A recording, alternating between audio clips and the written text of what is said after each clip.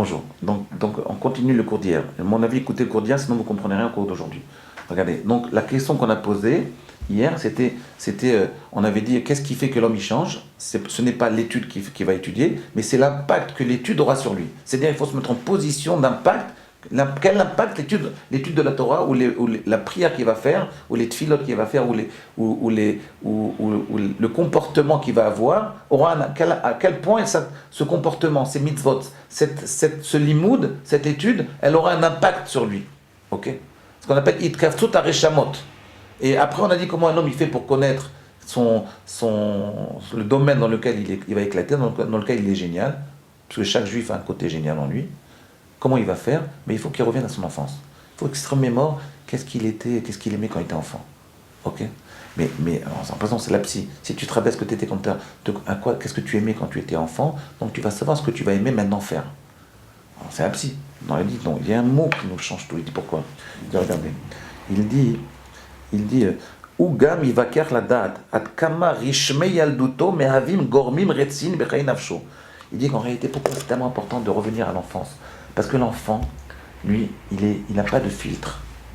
Vous voyez? Tout ce qu'on lui dit, il reçoit. Tout ce qu'on lui dit, il reçoit. C'est-à-dire que l'enfant, il a un niveau d'impact dans tout ce qui se passe autour de lui qui est énorme, de 100%. Vous, par exemple, Rabbi Yosef, tout ce que je vous raconte, même si vous m'aimez bien, vous avez accroché à mon message, mais en réalité, Rabbi Yosef, 80% de ce que je vous raconte, vous le basez, vous le mettez en l'air. Vous le rejetez, inconsciemment. Parce que comme vous avez grandi, vous vous êtes développé, avec l'âge, vous mettez des filtres autour de vous, et tout ce qu'on vous raconte, vous le basez. Même le rave que vous aimez le plus, tout ce qu'il vous raconte en réalité, parce que ça vous dérange quelque part au niveau inconscient, vous le mettez en l'air. Vous le basez, vous le mettez, vous le faites partir.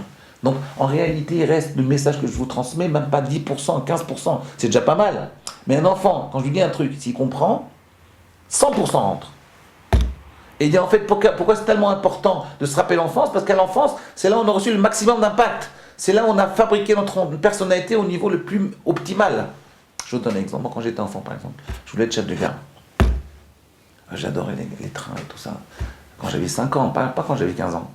Je voulais être chef de gare. Ben regardez, j'ai fait pratiquement ça, chef de gare. J'ai pris des bachouris, mais j'ai fait une yeshiva. Rosh Shiva et chef de gare, c'est très proche. On peut rigoler, mais je veux dire, ce que je veux dire par là, c'est que c'est très souvent ce qu'on voulait faire en réalité, on le réalise plus tard. Comprenez? C'est comme, s'il faut réaliser ses rêves d'enfant. Et ces rêves d'enfant, ils correspondent aux impacts les plus profonds qu'on a reçus à ce moment-là. Et ces impacts-là, ils vont nous conditionner toute notre vie. Vous comprenez un peu ce que je veux dire? Maintenant, la question essentielle qui reste ici, c'est la suivante. Je veux dire la question. C'est comment faire à notre âge? Parce qu'on a tellement de filtres. Moi, je vois quand je parle avec plein de gens, quand je vais à Paris, même à la yeshiva, mais encore mes élèves, ils sont proches de moi, ils ont 18 ans. Ils ont encore un pourcentage de réception, de possibilités d'impact très grand. Mais quand vous voyez des grands industriels qui viennent à mes cours à Paris, ou des grands hommes d'affaires, mais ils ont tellement entendu de baratins, ils ont tellement entendu de gens, ils ont tellement entendu de rabbins. Comment voulez-vous avoir un impact sur eux? Alors, c'est sympa, ils sentent que c'est un peu original ce que vous racontez, mais comment voulez-vous que ça crée un impact sur eux? Et je vais vous dire, si vous n'arrivez pas à recevoir un impact de la Torah, vous êtes mort. Ça veut dire que vous êtes asséché, et donc vous n'avez plus de possibilité de grandir dans la Torah. Et donc au niveau personnel, vous êtes complètement asséché.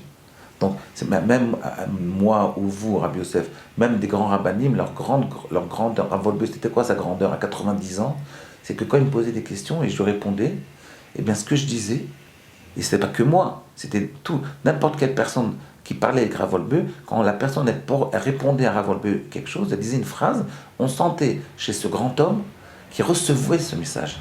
Les grands hommes, ils savent recevoir le message de leurs contemporains. Ils savent écouter.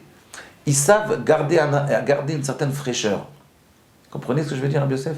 Alors là, il faut essayer de comprendre la question essentielle. C'est la question de la vie. Si vous voulez garder une fraîcheur dans votre vie, c'est comment faire pour garder ce petit côté un peu naïf, pour accepter le message de l'autre. C'est un message qui est un message vrai, qui est un message bien sûr, si c'est n'importe quoi, il faut savoir rejeter aussi.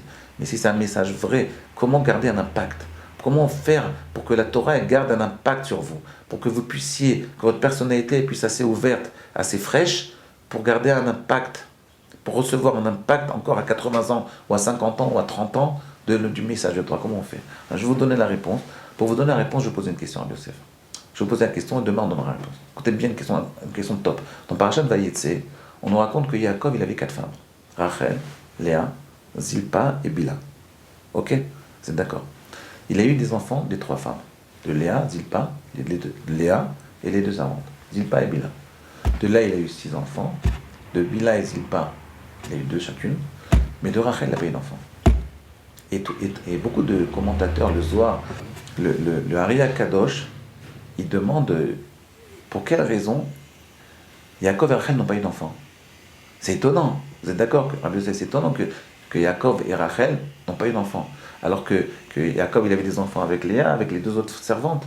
Et on savait... bon, alors vous allez me dire, bon, elle était stérile, Rachel. C'est pas vrai. Parce que ce n'est pas vrai. Parce que regardez, Sarah, le Midrashim nous raconte, les textes nous disent que Sarah, elle n'avait pas d'utérus. Les textes nous racontent que Rivka, la femme de Yitzhak, elle était stérile. Elle avait des problèmes physionomiques qui la rendaient stérile. Et donc par un miracle, ces 2 femmes-là sont tombées enceintes. Mais Rachel, il n'y a aucun texte qui nous dit qu'elle était stérile. Elle n'était pas du tout stérile. Alors pour quelle raison on nous dit que Rachel, elle n'avait pas d'enfant avec Yaakov, et après 10 ans de relation, après 10 ans de vie commune avec Rachel, pitom, soudain, après l'histoire des mandragores des Doudaïm, Parashat Doudaïm, soudain, le texte nous dit que Rachel tombait enceinte. Qu'est-ce qui s'est passé? Pourquoi elle n'était pas enceinte? Ils n'ont même pas prié. Ils n'ont même pas prié. Pour quelle raison on nous dit qu'après les Doudaïm, après cette paracha, cette histoire des mandragores, vous connaissez l'histoire des mandragores? C'est qu'à un moment, Rachel, vous savez qu'à tour de rôle, Yaakov, il devait aller avec ses femmes. Et là, c'était le tour de Rachel. Et Rachel, elle arrive dans le champ, elle voit Léa. Elle voit Léa avec des mandragores. Elle lui demande, est-ce que je pourrais t'acheter des mandragores? Il dit, oui, je te les vends. Qu'est-ce que tu veux? Combien ça coûte? Alors il dit, bon, ben ça coûte... laisse-moi cette soirée avec mon mari. Avec notre mari. Avec Yaakov. Ouais, imaginez, on parlait d'il y a 3000 ans ici. Bon. Et elle accepte. Léa accepte. D'ailleurs, Yaakov, après le lendemain, était très énervé après Rachel. Il était, quand tu me refais le coup de la première nuit, quoi.